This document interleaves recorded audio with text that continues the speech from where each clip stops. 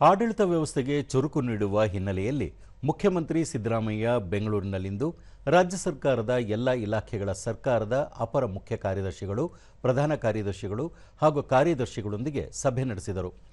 ಈ ವೇಳೆ ಮುಖ್ಯಮಂತ್ರಿಗಳ ಆರ್ಥಿಕ ಸಲಹೆಗಾರ ಬಸವರಾಜ ರಾಯರೆಡ್ಡಿ, ರಾಜ್ಯ ಸರ್ಕಾರದ ಮುಖ್ಯ ಕಾರ್ಯದರ್ಶಿ ಡಾಕ್ಟರ್ ಶಾಲಿನಿ ರಜನೀಶ್ ಸೇರಿದಂತೆ ಹಲವರು ಉಪಸ್ಥಿತರಿದ್ದರು.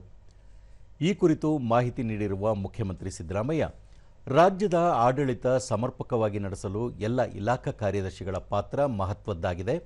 ಸಂವಿಧಾನದ ಆಶಯಗಳ ಪ್ರಕಾರ ಕಾರ್ಯನಿರ್ವಹಿಸಬೇಕಾದದ್ದು ಎಲ್ಲ ಕಾರ್ಯದರ್ಶಿಗಳ ಕರ್ತವ್ಯವಾಗಿದೆ. ಅಧಿಕಾರಿಗಳು ಸರ್ಕಾರಕ್ಕೆ ತಪ್ಪು ಮಾಹಿತಿ ನೀಡಬಾರದು. ಜೊತೆಗೆ ನಿಲುವುಗಳು, ತೀರ್ಮಾನಗಳು ಸದಾ ಜನಪರವಾಗಿರಬೇಕು.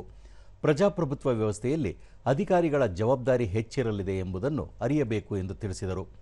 2026-27ನೇ ಸಾಲಿನ ಬಜೆಟ್ನಲ್ಲಿನ ಘೋಷಣೆಗಳ ಪೈಕಿ 5 ಘೋಷಣೆಗಳ ಬಗ್ಗೆ ಮಾತ್ರ ಸರ್ಕಾರಿ ಆದೇಶ ಹೊರಡಿಸಲಾಗಿದೆ.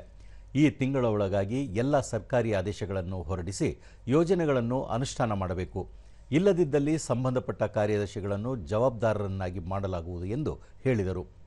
ರಾಜ್ಯ ಮಟ್ಟದಲ್ಲಿ ನಡೆದ ಜನಸ್ಪಂದನ ಸಭೆಯಲ್ಲಿ ಸ್ವೀಕರಿಸಲಾದ 15,334 ಅರ್ಜಿಗಳ ಪೈಕಿ 15,295 ಅರ್ಜಿಗಳನ್ನು ವಿಲೇವಾರಿ ಮಾಡಲಾಗಿದೆ.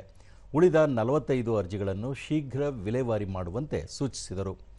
ನೇಮಕಾತಿಗೆ ಮಂಜೂರಾತಿ ನೀಡಿರುವ ವಿವಿಧ ಹುದ್ದೆಗಳ ಭರ್ತಿಗೆ ತಕ್ಷಣ ಕ್ರಮ ಕೈಗೊಳ್ಳಬೇಕು. ಈಗಾಗಲೇ ಆರ್ಥಿಕ ಇಲಾಖೆಯಿಂದ 24,300 ಹುದ್ದೆಗಳ ಭರ್ತಿಗೆ ಮಂಜೂರಾತಿ ನೀಡಲಾಗಿದೆ.